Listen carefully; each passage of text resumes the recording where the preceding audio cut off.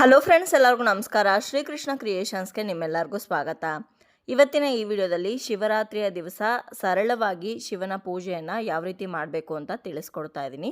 ಬನ್ನಿ, ಹಾಗಿದ್ರೆ ಇನ್ಯಾಕ್ ತಡ, ವಿಡಿಯೋನ ಶುರು ಮಾಡೋಣ. ಮಹಾಶಿವರಾತ್ರಿ ಅಂತಂದರೆ ಶಿವನಿಗೆ ಅತ್ಯಂತ ಪ್ರಿಯವಾಗಿರುವಂತಹ ದಿವಸ. ಈ ದಿವಸ ಶಿವನ ಭಕ್ತರು ಉಪವಾಸವನ್ನು ಇದ್ದು ಜಾಗರಣೆಯನ್ನು ಮಾಡ್ತಾರೆ. ಹಾಗೆ ಶಿವನನ್ನು ಭಕ್ತಿಯಿಂದ ಆರಾಧಿಸಿ ಪೂಜೆಯನ್ನು ಕೂಡ ಮಾಡ್ತಾರೆ. ಇನ್ನು ಸರಳವಾಗಿ ಯಾವ ರೀತಿ ಶಿವನ ಪೂಜೆಯನ್ನು ಮಾಡಬೇಕು ಅಂತ ಈ ವಿಡಿಯೋದಲ್ಲಿ ತಿಳಿಸ್ಕೊಡ್ತಾ ಇದ್ದೀನಿ.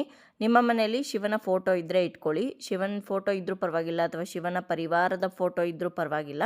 ಶಿವನ ಫೋಟೋವನ್ನು ಇಟ್ಕೊಂಡು ಫೋಟೋವನ್ನು ನೀಟಾಗಿ ಒಂದು ಒದ್ದೆ ಬಟ್ಟೆಯಿಂದ ಹಾಗೆ ಒಣ ಬಟ್ಟೆಯಿಂದ ಒರೆಸಿ ಅನಂತರ ವಿಭೂತಿಯನ್ನು ಇಡಬೇಕು.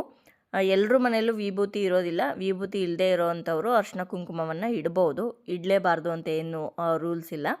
ಆದರೆ ಶಿವನಿಗೆ ಭಸ್ಮ ಅಥವಾ ವಿಭೂತಿ ಅಂದರೆ ತುಂಬಾ ಇಷ್ಟ. ಹಾಗಾಗಿ ವಿಭೂತಿನೇ ಇಟ್ಟರೆ ಶ್ರೇಷ್ಠ ಅಂತ ಹೇಳ್ಬೋದು. ಇನ್ನು ಶಿವನ ಫೋಟೋಗೆ ನಿಮ್ಮ ಹತ್ರ ಯಾವ ಹೂ ಇರುತ್ತೋ ಆ ಹೂವನ್ನು ಹಾಕಿ ಅಲಂಕಾರ ಮಾಡ್ಬೋದು. ಗೆಜ್ಜೆ ವಸ್ತ್ರವನ್ನು ಕೂಡ ಹಾಕ್ಬೋದು. ಇನ್ನು ಶಿವನಿಗೆ ಹೆಚ್ಚಾಗಿ ಬಿಳಿ ಹೂಗಳು ಅಂದರೆ ತುಂಬಾ ಇಷ್ಟ. ಹಾಗಾಗಿ ಬಿಳಿ ತುಂಬೆ ಹೂವು, ಎಕ್ಕದ ಹೂವು, ಕಣಗ್ಲೆ ಹೂವು, ಬಿಳಿ ಕಣಗ್ಲೆ ಹೂವು ಈ ರೀತಿಯಾಗಿ ನೀವು ಅರ್ಪಿಸ್ಬೋದು. ಸಂಪಿಗೆ ಹೂವನ್ನು ಬಿಟ್ಟು ಬೇರೆ ಯಾವುದೇ ಹೂವನ್ನು ಕೂಡ ನೀವು ಅರ್ಪಿಸಿದ್ರೂ ನಡೆಯುತ್ತೆ. ಯಾವುದೇ ಹೂ ಇಲ್ಲದೆ ಇದ್ರೂ ಪರವಾಗಿಲ್ಲ, ಬಿಲ್ವ ಪತ್ರೆಯನ್ನಾಗಲಿ ನೀವು ದೇವ್ರಿಗಿಟ್ಟು ಪೂಜೆಯನ್ನು ಮಾಡ್ಬೋದು. ಯಾಕಂದರೆ ಶಿವ ಅಲಂಕಾರ ಪ್ರಿಯ ಅಲ್ಲ, ಶಿವ ಅಭಿಷೇಕ ಪ್ರಿಯ. ಹಾಗೆ ವಿಷ್ಣು ಅಲಂಕಾರ ಪ್ರಿಯ. ಹಾಗಾಗಿ ಶಿವನಿಗೆ ಹೀಗೆ ಅಲಂಕಾರ ಮಾಡಬೇಕು ಅಂತ ಏನೂ ಇಲ್ಲ. ಶಿವ ದಿಗಂಬರನಾಗಿರೋದ್ರಿಂದ, ಸ್ಮಶಾನದಲ್ಲಿ ವಾಸ ಮಾಡೋದ್ರಿಂದ ಅವನಿಗೆ ಹೆಚ್ಚಾಗಿ ಅಲಂಕಾರ ಇಷ್ಟ ಆಗೋದಿಲ್ಲ. ಅಲಂಕಾರದ ಬದಲಾಗಿ ನೀವು ಅಭಿಷೇಕವನ್ನು ನೆರವೇರಿಸಬೇಕಾಗತ್ತೆ. ನಿಮ್ಮ ಮನೆಯಲ್ಲಿ ಚಿಕ್ಕದಾಗಿರುವಂಥ ಲಿಂಗ ಇದ್ದರೆ, ಅಂದರೆ ಶಿವಲಿಂಗ ಇದ್ದರೆ ಅದನ್ನು ಇಟ್ಕೊಳ್ಳಿ. ಅದು ಹಿತ್ತಾಳೆದಾದರೂ ಪರವಾಗಿಲ್ಲ, ತಾಮ್ರದ್ದಾದರೂ ಪರವಾಗಿಲ್ಲ, ಸ್ಫಟಿಕ ಲಿಂಗ ಸಿಗುತ್ತಲ್ಲ ಅದಾದರೂ ಪರವಾಗಿಲ್ಲ, ಕಲ್ಲಿಂದು ಸಿಗುತ್ತಲ್ಲ ಬಳಪದ ಕಲ್ಲು, ಕ್ರಿಸ್ಟಲ್ದು, ಅದನ್ನು ಕೂಡ ನೀವು ಪೂಜೆಗೆ ಅಥವಾ ಅಭಿಷೇಕಕ್ಕೆ ಬಳಸ್ಬೋದು. ಒಂದು ತಟ್ಟೆಯ ಒಳಗಡೆ ಶಿವಲಿಂಗವನ್ನು ಇಟ್ಕೊಂಡು ಒಂದು ಹೂವು ಅಥವಾ ಬಿಲ್ವ ಪತ್ರೆಯನ್ನು ಇಟ್ಟು ಅನಂತರ ಅಭಿಷೇಕವನ್ನು ಆರಂಭ ಮಾಡಬೇಕು. ಮೊದಲಿಗೆ ಶುದ್ಧೋದಕ ಸ್ನಾನವನ್ನು ಮಾಡಬೇಕು.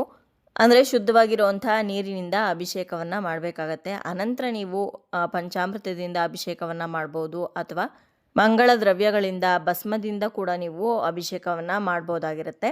ನಾನಿಲ್ಲಿ ಮಂಗಳ ದ್ರವ್ಯಗಳನ್ನು ಬಳಸಿ ಅಭಿಷೇಕವನ್ನು ಮಾಡ್ತಾ ಇದ್ದೀನಿ. ಅರ್ಶಿನ, ಕುಂಕುಮ, ವಿಭೂತಿ, ಗಂಧ, ಚಂದನ, ಕೇಸರಿ ಇವುಗಳನ್ನೆಲ್ಲ ಬಳಸಿ ನೀವು ಅಭಿಷೇಕವನ್ನು ಮಾಡ್ಬೋದು. ಇದಲ್ಲದೆ ಹಾಲು, ಮೊಸರು, ತುಪ್ಪ, ಜೇನುತುಪ್ಪ, ಸಕ್ಕರೆ, ಹಾಗೆ ಒಣ ಹಣ್ಣುಗಳಾಗಿರ್ಬೋದು, ಹಾಗೆ ಎಳನೀರಿನಿಂದ ಅಭಿಷೇಕವನ್ನು ಮಾಡ್ಬೋದು.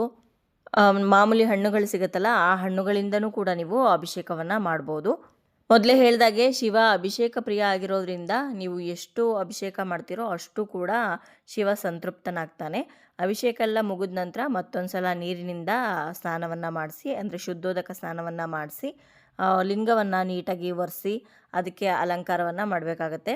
ಅರ್ಶಿನ, ಕುಂಕುಮ, ವಿಭೂತಿ ಎಲ್ಲದನ್ನು ಕೂಡ ಇಟ್ಟು ಅಲಂಕಾರ ಮಾಡಬೇಕು. ರುದ್ರಾಕ್ಷಿ ಇದ್ದರೆ ರುದ್ರಾಕ್ಷಿ ಹಾರವನ್ನು ಹಾಕ್ಬೋದು. ಹಾಗೆ ರುದ್ರಾಕ್ಷಿಗಳಿಂದ ನೀವು ಅರ್ಚನೆಯನ್ನು ಮಾಡ್ಬೋದು. ಬಿಲ್ವಾಷ್ಟಕಂ ಹೇಳಿಕೊಂಡು ಬಿಲ್ವ ಪತ್ರೆಯನ್ನು ಅರ್ಪಿಸ್ತಾ ಅರ್ಚನೆಯನ್ನು ಮಾಡ್ಬೋದು, ಅಥವಾ ಬಿಡಿ ಹೂಗಳನ್ನು ಹಾಕ್ತಾ ಅರ್ಚನೆಯನ್ನು ಮಾಡ್ಬೋದು. ವಿಭೂತಿಯಿಂದನೂ ಕೂಡ ಅರ್ಚನೆಯನ್ನು ಮಾಡ್ಬೋದಾಗಿರುತ್ತೆ.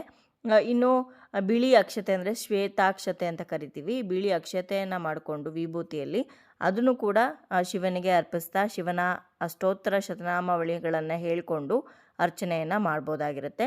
ಶಿವನಿಗೆ ಅತ್ಯಂತ ಪ್ರಿಯವಾಗಿರುವಂಥ ಹೂಗಳು ಮೊದಲೇ ಹೇಳಿದ್ನಲ್ಲ, ತುಂಬೆ ಹೂವು, ಕಣಗ್ಲೆ ಹೂವು, ಎಕ್ಕದ ಹೂವು ಇವುಗಳನ್ನು ನೀವು ಅರ್ಪಿಸ್ಬೋದು.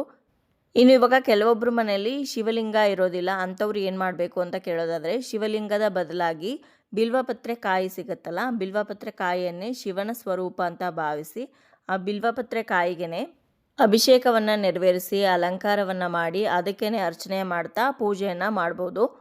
ಅರ್ಚನೆ ಮಾಡುವಂಥ ಸಂದರ್ಭದಲ್ಲಿ ಶಿವನ ಅಷ್ಟೋತ್ತರಗಳು, ಶಿವನ ಶತನಾಮಾವಳಿಗಳು, ಬಿಲ್ವಾಷ್ಟಕಂನ ಹೇಳ್ಕೊಬೋದು. ಅಥವಾ ನಿಮ್ಗೆ ಯಾವುದೂ ಬರೋದಿಲ್ಲ ಅಂತಂದರೆ ಪಂಚಾಕ್ಷರಿ ಮಂತ್ರ, ಓಂ ನಮಃ ಶಿವಾಯ ಅಂತ ಪಂಚಾಕ್ಷರಿ ಮಂತ್ರವನ್ನು 108 ಬಾರಿ ಹೇಳಿಕೊಂಡು ಅರ್ಚನೆ ಮಾಡಿದ್ರೂ ಕೂಡ ಸಾಕಾಗತ್ತೆ. ಇನ್ನು ಶಿವನಿಗೆ ಅವತ್ತಿನ ದಿವಸ ಯಾವ ನೈವೇದ್ಯವನ್ನು ಅರ್ಪಿಸಬೇಕು ಅಂತ ಕೇಳೋದಾದರೆ, ಶಿವನಿಗೆ ಹಣ್ಣುಗಳನ್ನು ನೈವೇದ್ಯವಾಗಿ ಇಡ್ಬೋದು, ಅಥವಾ ತಂಬಿಟ್ಟನ್ನು ನೈವೇದ್ಯವಾಗಿಟ್ಟರೆ ಬಹಳನೇ ಶ್ರೇಷ್ಠ. ಇನ್ನು ಶಿವರಾತ್ರಿ ದಿವಸ ಉಪವಾಸವನ್ನು ಇರಬೇಕಾಗತ್ತೆ. ಒಂದೊತ್ತು ಉಪವಾಸವನ್ನಾಗಲಿ ಇಡ್ಬೋದು, ಅಥವಾ ಫಲಹಾರವನ್ನು ಸೇವನೆ ಮಾಡ್ತಾ ಬರೀ ಹಾಲು ಹಣ್ಣನ್ನು ಸೇವನೆ ಮಾಡಿ ಉಪವಾಸವನ್ನು ಮಾಡ್ಬೋದು. ನಿಮ್ಮ ಕೈಲಿ ಯಾವುದು ಸಾಧ್ಯ ಆಗುತ್ತೋ ಆ ಉಪವಾಸವನ್ನು ನೀವು ಮಾಡ್ಬೋದು. ಇನ್ನು ಜಾಗರಣೆ ಇರೋರು 4 ಕಾಲಗಳಲ್ಲಿ ಪ್ರಹಾರ ಪೂಜೆಯನ್ನು ನೆರವೇರಿಸಬೇಕಾಗತ್ತೆ. ಪ್ರಹಾರ ಪೂಜೆಯನ್ನು ಯಾವ ಸಮಯದಲ್ಲಿ ಮಾಡಬೇಕು ಅಂತ ನಾನು ಈಗಾಗಲೇ ತಿಳಿಸ್ಕೊಟ್ಟಿದ್ದೀನಿ. ನೋಡಿಕೊಂಡು ಆ ಸಮಯದಲ್ಲಿ ನೀವು ಶಿವನಿಗೆ 4 ಕಾಲದಲ್ಲೂ ಕೂಡ 4 ಸಲ ಅಭಿಷೇಕ ಮಾಡಿ 4 ಸಲ ಅಲಂಕಾರ ಮಾಡಿ ಪೂಜೆಯನ್ನು ನೆರವೇರಿಸಬೇಕಾಗತ್ತೆ. ಇನ್ನು ಈ ರೀತಿ ಸರಳವಾಗಿ ಅಭಿಷೇಕವನ್ನು ಮಾಡಿ ಅಲಂಕಾರವನ್ನು ಮಾಡಿ ನೀವು ಅರ್ಚನೆ ಎಲ್ಲ ಮುಗಿದ ನಂತರ ನೈವೇದ್ಯವನ್ನು ಮಾಡಿ ಕೊನೆಗೆ ಮಹಾಮಂಗಳಾರತಿಯನ್ನು ಮಾಡಬೇಕು ಕರ್ಪೂರವನ್ನು ಹಚ್ಕೊಂಡು. ಇನ್ನು ಇಷ್ಟು ಸರಳವಾಗಿ ನೀವು ಶಿವರಾತ್ರಿ ಪೂಜೆಯನ್ನು ನೆರವೇರಿಸಿದ್ರೆ ಸಾಕಾಗತ್ತೆ. ಇನ್ನು ಅವತ್ತಿನ ದಿವಸ ವಿಶೇಷ ದೀಪಾರಾಧನೆಗಳನ್ನು ಕೂಡ ನೀವು ಮಾಡ್ಬೋದು. ಬೆಲ್ಲದ ದೀಪಾರಾಧನೆ ಆಗಿರ್ಬೋದು, ತಂಬಿಟ್ಟು ಆರತಿ ಆಗಿರ್ಬೋದು, ಹಾಗೆ ತೆಂಗಿನಕಾಯಿ ದೀಪಾರಾಧನೆ, ದತ್ತೂರಿ ಕಾಯಿಯಲ್ಲಿ ಮಾಡುವಂಥ ದೀಪಾರಾಧನೆ, ಈ ರೀತಿ ವಿಶೇಷ ದೀಪಾರಾಧನೆಗಳನ್ನ ಮಾಡಿದ್ರೂ ಕೂಡ ಶ್ರೇಷ್ಠ. ನೋಡಿದ್ರಲ್ವ ಸ್ನೇಹಿತರೆ, ಇವತ್ತಿನ ಈ ವಿಡಿಯೋದಲ್ಲಿ ತುಂಬಾ ಸರಳವಾಗಿ ಮಹಾಶಿವರಾತ್ರಿಯ ದಿವಸ ಶಿವನ ಪೂಜೆಯನ್ನು ಯಾವ ರೀತಿ ಮಾಡಬೇಕು ಅಂತ ತಿಳಿಸ್ಕೊಟ್ಟಿದ್ದೀನಿ.